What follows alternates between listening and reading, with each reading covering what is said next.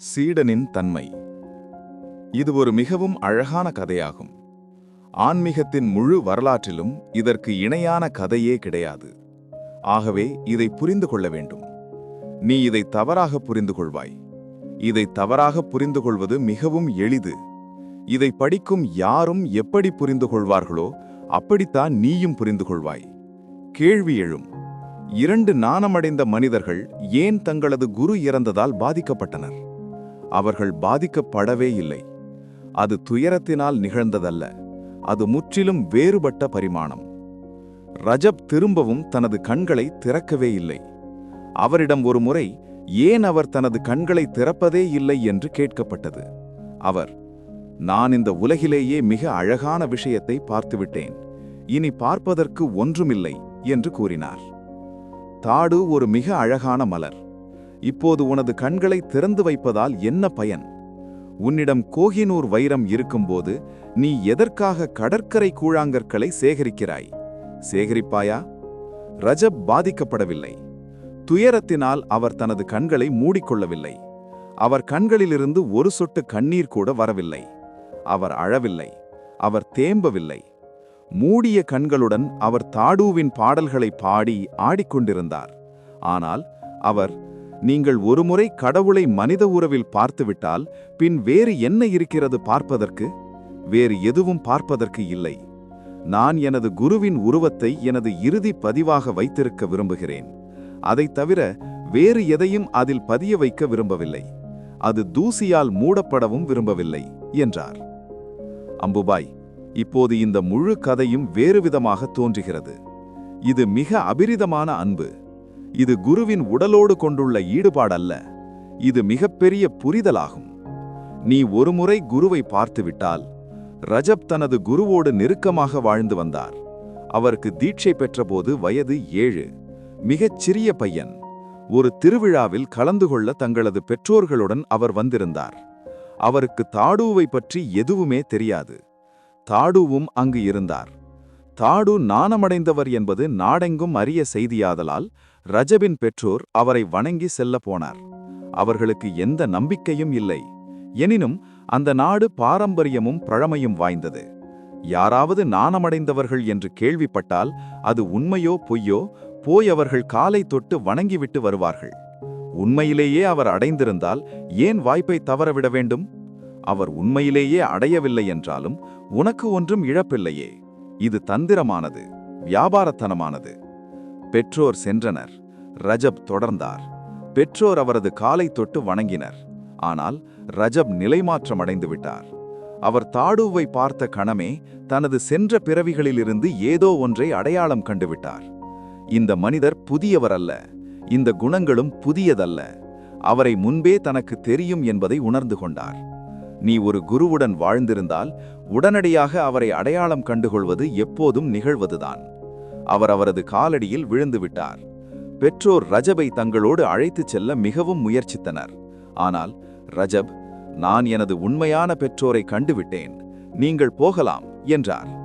நீங்கள் தாடுவின் காலை தொட்டு வணங்கியது போல நானும் உங்கள் காலை தொட்டு வணங்குகிறேன், சென்று வாருங்கள் என்று கூறிவிட்டார். 7 வயது பையன். பல முற்பிறவிகளில் இந்த பக்குவம் வந்திருக்க வேண்டும். பெற்றோர் கதறி அழுதனர். ஆனால் ரஜப், சாத்தியமே இல்லை, நான் அவரை கண்டுவிட்டேன், இனி ஒரு கணம் கூட அவரை விட்டு விலக என்னால் முடியாது என்று கூறிவிட்டார். அப்போதிலிருந்து 20 வருடங்கள் அவர் தனது குருவின் அருகிலேயேதான் இருந்தார். அவரது தேவைகளை கவனித்துக் கொண்டு, அதே அறையில் தூங்கிக் கொண்டு, அவருக்கு என்ன தேவைப்படுகிறது என்பதிலேயே கண்ணும் கருத்துமாக இருந்தார். தாடு இறந்த அன்று ரஜப் வெறுமனே தனது கண்களை மூடிக்கொண்டு விட்டார். அது இந்த உலகுக்கு தனது கண்களை மூடிக்கொண்டு விடுவதாகும். அவர், இப்போது பார்ப்பதற்கு எதுவும் இல்லை. எதை பார்க்க வேண்டுமோ அதை நான் பார்த்துவிட்டேன். இப்போது ஏன் அனாவசியமாக கண்களை வீணடித்து குப்பையை சேகரிக்க கொள்ள வேண்டும்? நீ ஒருமுறை கடவுளை பார்த்தாலே போதும்.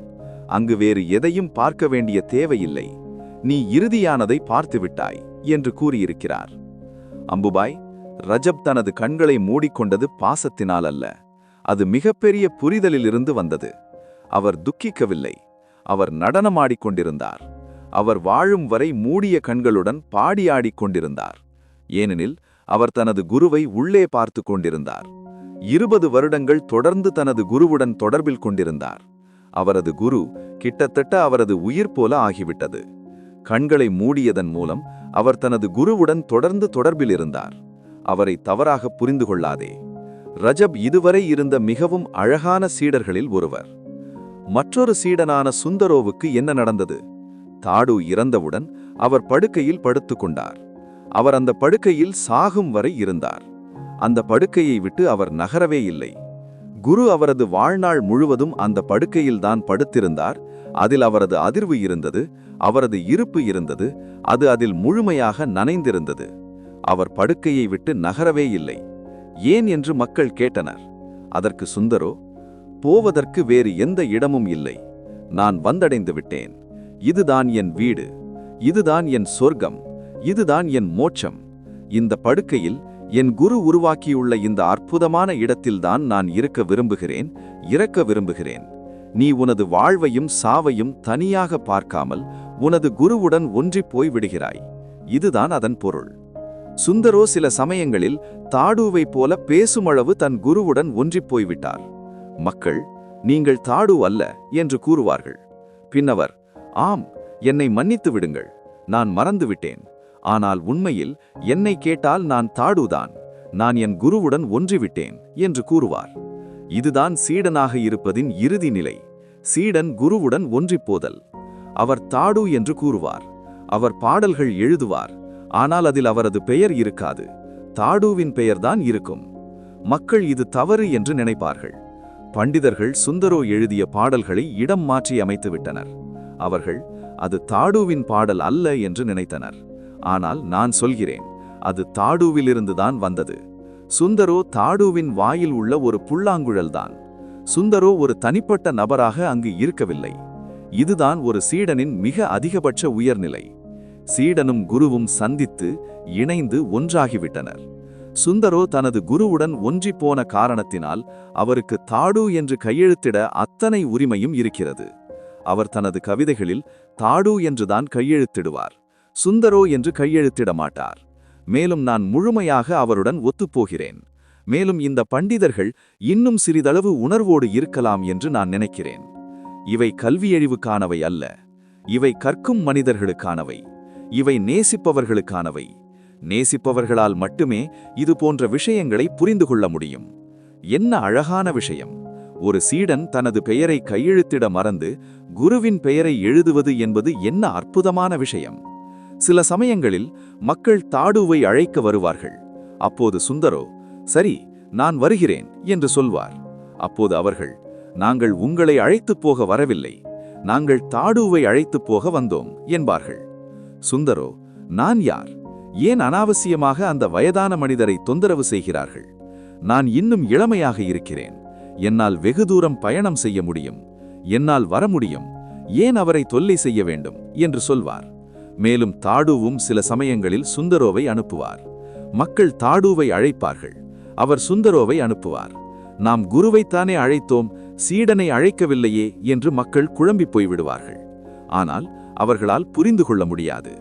குருவும் சீடனும் நேசப்பின் உச்சத்தில் ஒருவருக்குள் ஒருவர் கரைந்து போய்விட்டனர். ஆகவே தாடு இறந்த அன்று சுந்தரோ அதை பற்றி ஒரு வார்த்தை கூட பேசவில்லை. தகனத்திற்கு கூட செல்லவில்லை. எல்லோரும் தகனத்திற்கு சென்று விட்டனர். ஆயிரக்கணக்கான சீடர்கள் கூடிவிட்டனர். எல்லோரும் துக்கத்தில் இருந்தனர். ஆனால் சுந்தரோ என்ன செய்தார்? அவர் தனது குருவின் படுக்கை அறைக்குள் நுழைந்து அவரது படுக்கையில் படுத்துக்கொண்டு அவரது போர்வையை போர்த்திக் கொண்டு தானே தாடுவாகிவிட்டார். போன மக்கள் திரும்பி வந்து பார்த்தவுடன் இது கிறுக்கு என்று நினைத்தனர். அவர்கள் சுந்தரோவிடம், இது சரியல்ல, நீ பைத்தியமாகிவிட்டாய், உனக்கு கிறுக்கு பிடித்ததா என்ன? இது குருவின் படுக்கை, எழுந்திரு என்றனர். ஆனால் சுந்தரோ, நான் இனிமேல் இல்லை. சுந்தரோ இறந்துவிட்டான். நீங்கள் அவனது தகனத்திற்கா சென்றிருந்தீர்கள். நீங்கள் சென்று அவனை எரித்துவிட்டு வந்தீர்கள். நான் தாடு, இனி என்னில் தாடுதான் செயல்படுவார். அதனால்தான் அம்புபாய் அவர் படுக்கையை விட்டு எழவே இல்லை. ஒரு கணம் கூட எழவில்லை. அவர் அந்த படுக்கையிலேயே வாழ்ந்து அந்த படுக்கையிலேயே இறந்து போனார். ஏனெனில் அவர் தனது குருவுடன் ஒன்றிப்போய் குருவாகவே மாறிவிட்டார். நான் இந்த விளையாட்டை மேட் விளையாட்டு என அழைக்கிறேன். மேட் என்றால் எம் என்பது குரு என்ற மாஸ்டர் மற்றும் டி என்பது சீடன் என்ற டிசைப்பிளை குறிக்கும். குரு சீடன் விளையாட்டு, அதுதான் கிறுக்கு மேட் விளையாட்டு. நீ கிறுக்கனானால் ஒழிய உன்னால் இதை புரிந்து கொள்ள முடியாது. மேலும் அம்புபாய், சிறிது கிறுக்குத்தனம் உன்னில் நுழைந்திருப்பதை பார்க்கிறேன். அதில் நான் மகிழ்ச்சி அடைகிறேன். நீ வந்து கொண்டே இருக்கிறாய். நீ புத்த தளத்திலிருந்து நீண்ட நாள் தள்ளி இருக்க முடியாது. நீ நெருங்கி வருவதை நான் பார்க்கிறேன். கூடிய விரைவில் உனது வண்ணம் ஆரஞ்சு வண்ணமாக போகிறது. நீ உனது உடலை விட்டு நீங்கும் முன் இது நிகழும் என்ற நம்பிக்கையோடு நான் இருக்கிறேன். ரஜப் போல மாறு, சுந்தரோ போல மாறு. அவர்களை பற்றி நினைத்து பார்க்காதே. அவர்கள் கண்டனம் செய்வதற்கானவர் அல்ல, அவர்கள் வாழ்ந்து பார்ப்பதற்கானவர்.